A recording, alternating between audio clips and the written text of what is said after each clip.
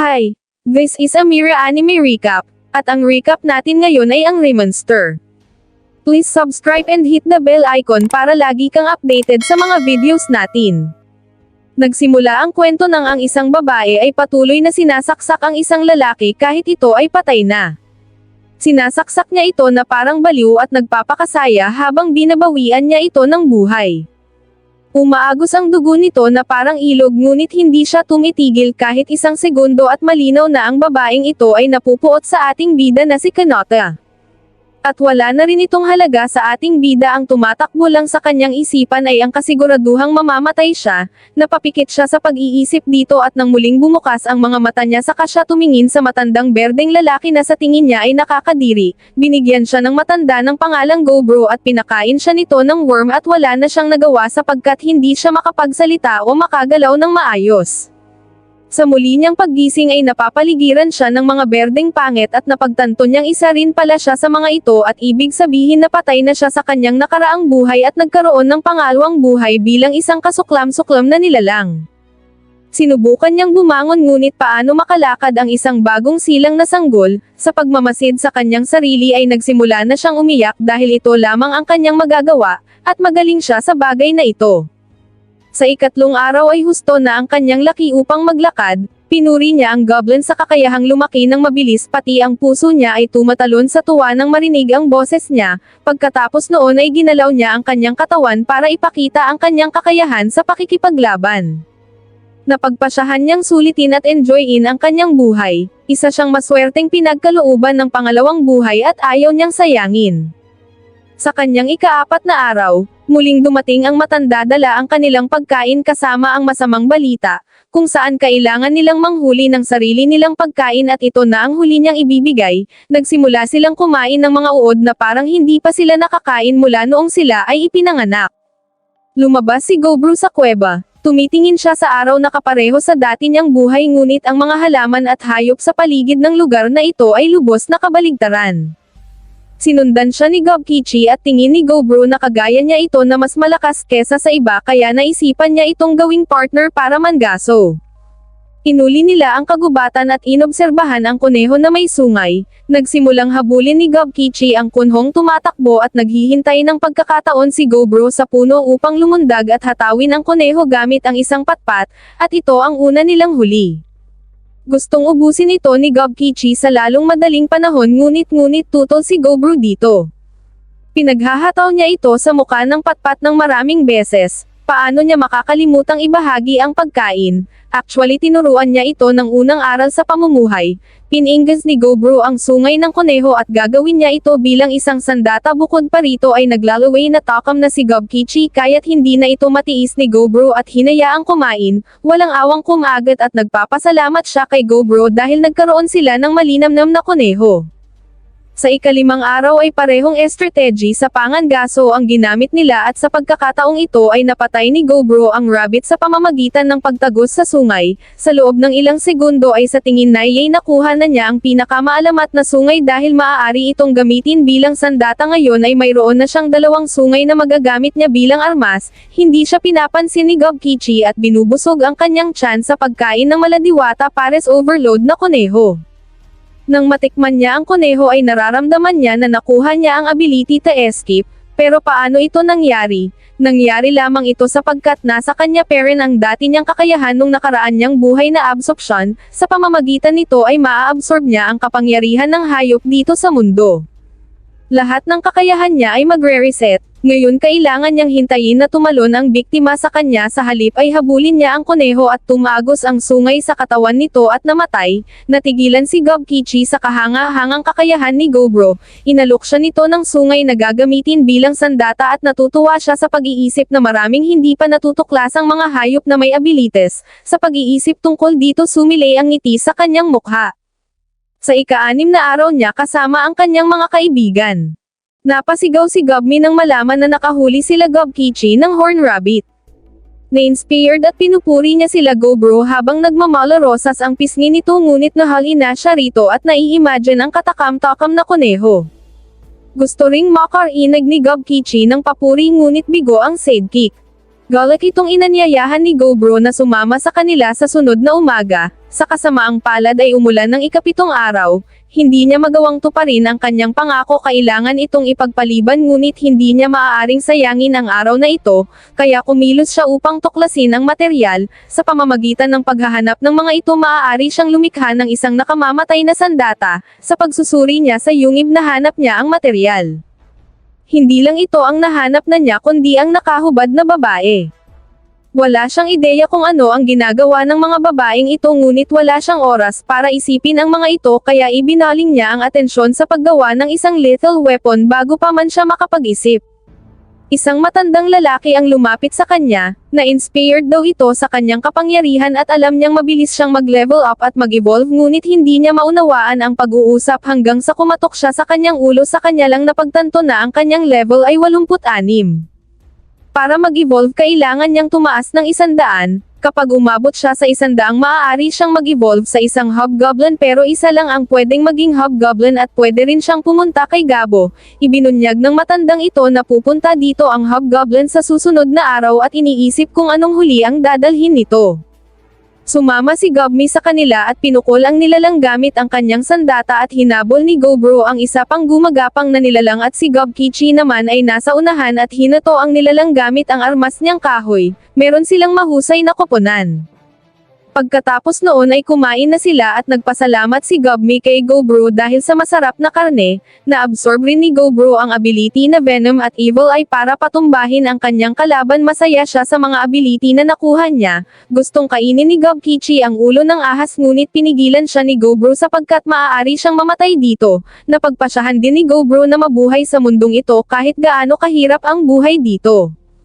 Samantala, sa ika-9 at ika-10 araw ay nakagawa na sila ng mga kagamitan para talunin ang kalaban, sa ika-11 araw inisip nila ang kuwebo at nagpasyang tuklasin ito ngunit wala silang ideya kung gaano kadelikado ang kuwebo na ito, habang papasok ay nakaharap sila ng pulang mata. At napagtanto nila na ang mga grupo ng mga paniki ay gusto silang nguyain at walang ano-ano ay kumari pa sila ng takbo pabalik. Inutusan ni Gobro si Gobmi na tumakbo palayo at sinabihan si Gobkichi na gumawa ng harang para sa kanya at gumamit siya Evil Eyes sa pamamagitan nito ay natigilan ang mga paniki. Sa pamamagitan nito ay matatalo niya ang mga ito gamit ang sandata, pinapawi ang kanilang hininga, pagkatapos nyon ay nagsasaya na sila sa kanilang pagkain, sa pagkakataong ito ay nakuha na ni Gobro ang Vampire ability, isang hayop na naman ang nagbigay sa kanya ng kakayahan, mula sa malayo ay pinapanood sila ng ibang goblin at naiinggit sa paglapang nila ng Unli Wings habang sila ay halos mamatay na sa gutom sapagkat hindi sila makahuli. Habang tulog na ang lahat ay gusto nilang turuan ng leksyon si Gobro sa pagbugbog dito pero nagkamali sila ng kinalaban. Sa konting galaw lang ay napatimon na niya ang mga ito. Napatumba niya ang 6 na goblin at nagpipigil hiningang nakatingin kay Gobro ang mga ito at ginamit ni Gobro ang venomous ability niya ngunit nagkamali siya sapagkat hindi pa niya ito lubusang kontrolado. Nagising si Gobmi at naggagalaiti sapagkat may nagtangka sa kanyang Gobro. Sa galit ay sumugod siya upang patayin ang mga ito ngunit pinigilan siya ni Gobro bago niya tuluyang gawin ang maitim niyang balak sa ang mga ito, tiniyak niya sa kanya na siya ay ganap na maayos kaya hindi na kailangang galpihin ang mga ito. Sa ika-13 araw, nagpasya silang hulihin ang isang bulugan. Sinimulang patamaan ni Gobmi gamit ang kanyang sandata pagkatapos ay sinubukan itong bunuan ni Gobkichi subali masyado itong malakas at napaatras si Gobkichi. Pinatamaan nila ito ng bato at napuruhan ang kamay nito at natamba sa lupa saka ito tinapos ni Gobro gamit ang 2 sungay. Pagkatapos ay kumain na sila, sa pagkain ni Gobro ay natutunan niya ang detect at analyze. Tinanong ni Gobro kung busog na ang mga ito at iniayos ang karne upang iuwi. Iniuwi nila ang karne para sa mga kasamahang goblin na hindi marunong manghuli, habang pinapanood nila ang karne ay nagngangalit sila at sinimulang kumain na parang mga baliw, lubos silang nagpapasalamat kay Gobro na nagbigay ng pagkain, sa nakaraan niyang buhay ay wala siyang pakialam sa mga mahihina pero ngayon ay marami siyang natutunan at napagpasyahang tulungan ang nangangailangan at mahihinang goblin. Habang natutulog parang pinapahirapan siya sa kanyang pagkakahimbing, isa itong evolving system na humihingi ng permiso niya upang mag-evolve sapagkat naabot na niya ang 100 level, dahil sa pagkaantok ay napili niya ang mag-evolve. Paggising niya sa ika-14 na araw ay nag-iba ang kanyang kaanyuan. Nagi siyang isang hobo goblin at may malataong kagwapuhan at pati na rin si Gobkichi ay nag-transform bilang hobo goblin at biglang dumating ang matanda at nanlaki ang mga mata nito sapagkat dalawa silang nag-evolve. Ito ang unang beses sa kanyang buhay na makakita ng goblin na nag-evolve nang wala pang isang buwan. Sabik rin na labanan ni Gobkichi si Gobro at pinagbigyan naman siya nito. Paglabas nila ay nagsimula na silang maglaban, parehas silang mahusay at mabilis pa si Gobro sa kanyang inaakala. Sa konting galaw ay napatumba niya si Gobkichi, habang siya ang nakahiga ay hindi na mahalaga kung sino ang makalaban niya. Paimpol pala silang pinapanood ni Gobmi pero alam pala ito ni Gobro dahil sa Hawkeye niya at alam rin niyang may nagbabantang panganib kaya sinabi niya kay Gobmi na kunin ang sandata nito. May grupo ng lobo na naghahunting ng rabbit at saglit lang ay nalupang ang mga ito at isusunod naman ay ang bulugan na basic lang rin sa kanila. Tinalo ito sa kisap mata lang. Natuwa si Gobro sapagkat masusubukan na nila ang bago nila lakas, kasabay noon at panyana ni Gobmi gamit ang crossbow at sumugod sila gamit ang kanilang armas. Pinaghahataw ni Gobkichi ng pamip ng mamay at pinagsusundot naman ni Gobro ng 29 ang mga ito. Kalaunan ay nakahandusay na ang mga ito, galit na nakatingin ang isa pero sugatan na rin ito kaya mistulang tuta itong Yumopyo. Napagtanto ni Gobro na ito ang leader at meryendahin ito pagkatapos ay nagkaroon siya ng kakayahang mamuno. Pagkatapos ay iniuwi nila ang mga karne sa mga goblin at masaya ang mga ito. Bilang kapalit ay nais ni Gobro ng pabor at tuturuan niya rin ang mga ito mamgaso. Masaya sila sapagkat hindi na sila mamamatay sa gutom at tuturuan niya rin gumawa ng armas ang mga ito. Dagdag pa nito, sa buhay na ito ang layunin niya lang ay kumain at makipagkaibigan. Kinabukasan, bumangon si Gobro, nag-aala si Gobji habang pinapanood ang nag-aalab na apoy sa ika-17 araw, nagpatiwakal ang mga babae sa pag-inom ng lason at sinunog ang sarili, nagsisisi ang matanda malungkot nilang pagkawala ngunit wala nang magagawa.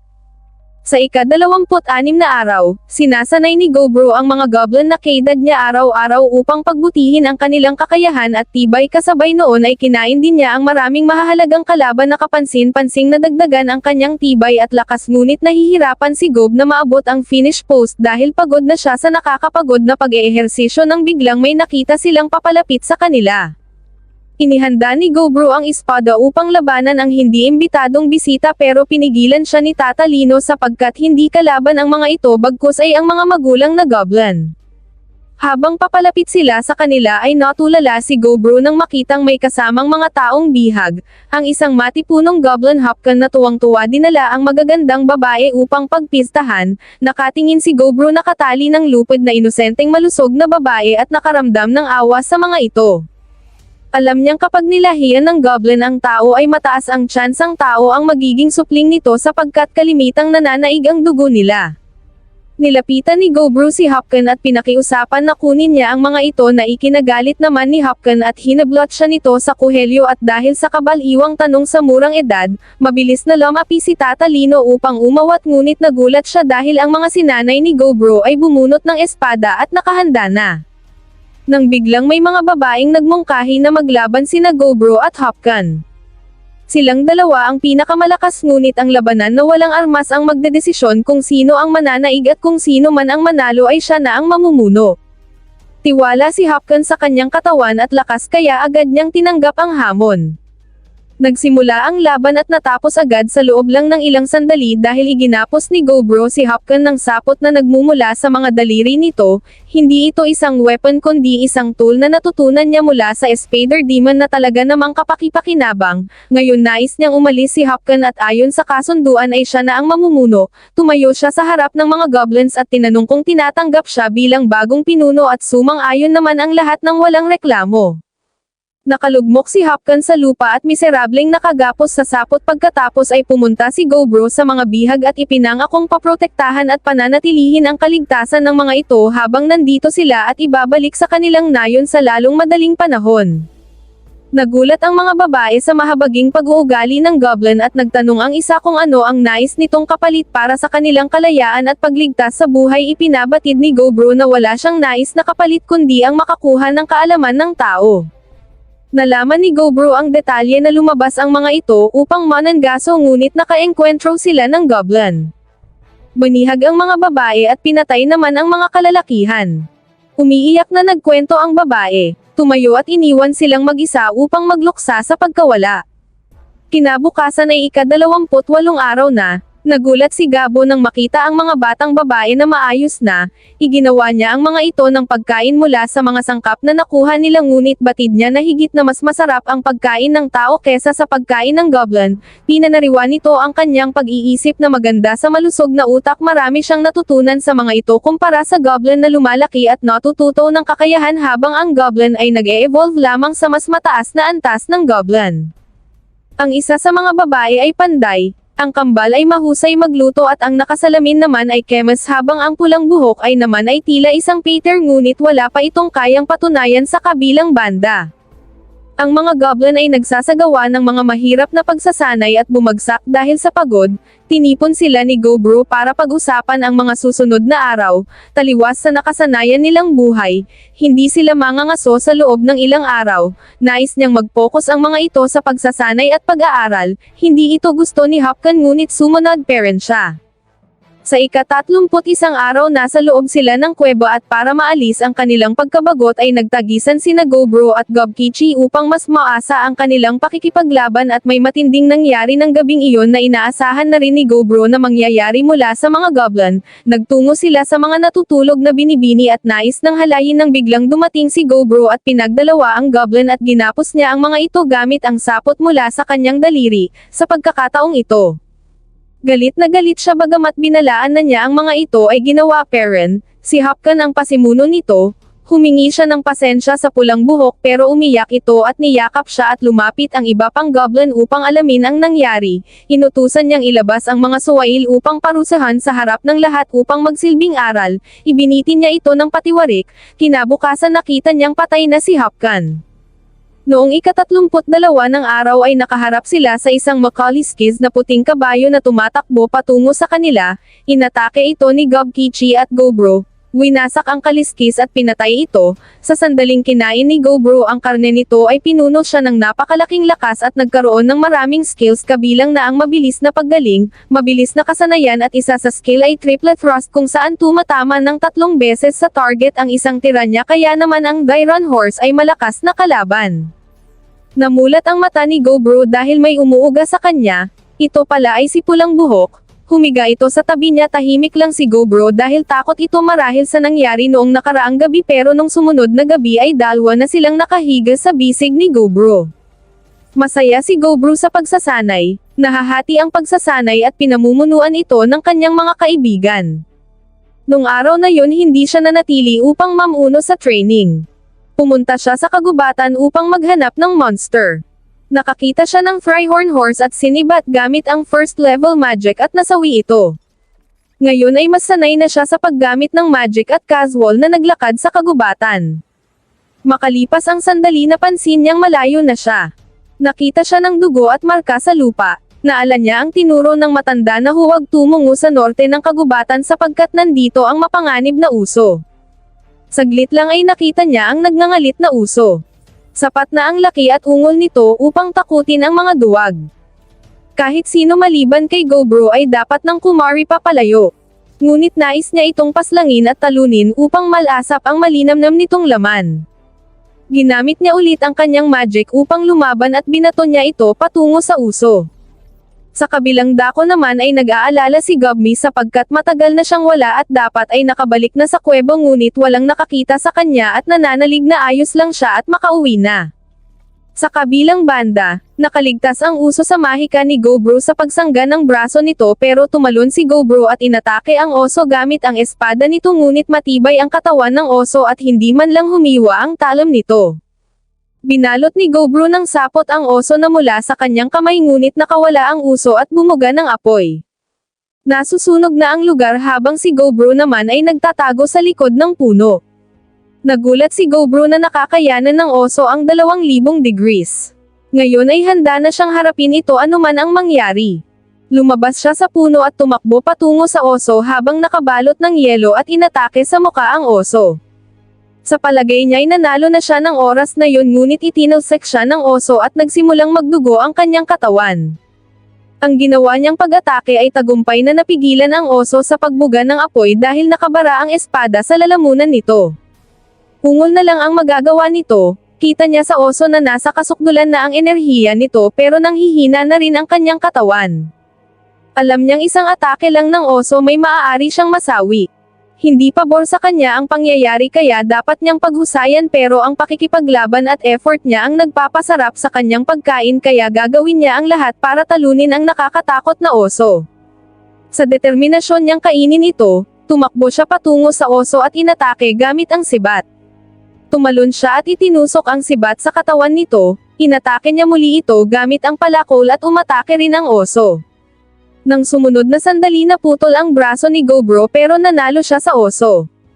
Sa ika-34 na araw, nakaupo sa lupa ang sugatang si Gobro at katawan ng oso sa harap nito. Kinain niya ang karne nito, nang kainin niya ito ay nagkaroon siya ng kakaibang lakas at estamina ngunit malala rin ang pinsala na nakuha niya. Lumampas na siya sa level at muling nagkaroon ng pagpipilian. Napunan niya ang mga kinakailangan upang maging Lord Slayer. Ngayon ay mas malakas na siya, pwede na siyang maging ogre rare species na may mataas na antas ng damage. Pakiramdam ni Gobro ay wala na siya sa kanyang wisho at biglang nawalan ng malay. Pero bago yon ay pinapili siya ng system kung mag-evolve bilang ogre rare at tulad ng dati naging ang kanyang itsura oo ang kanyang napili. Nanatatli si Gobro sa gubat sa ika-35 araw at kinain ang karne ng oso. Nakuha niya ang ability to Howl of the Mountain, isang nagbabantang ability at ability tiisin ang kahit ano. Nasa harap niya ang uso at kinuha ang kutsilyo upang balatan ito ngunit palagay na lumiit ito habang wala siyang ideya sa naging itsura niya. Siya ay mukhang isang malahiganteng matipunong orge na putol ang braso niya at may pulang marka sa katawan. Nakatayo sa harap niya ang mga goblin at batid na siya ay isa sa kanila at kanilang leader. Nagtakuhan ang mga ito sa isip na aatakihin sila ng ogre.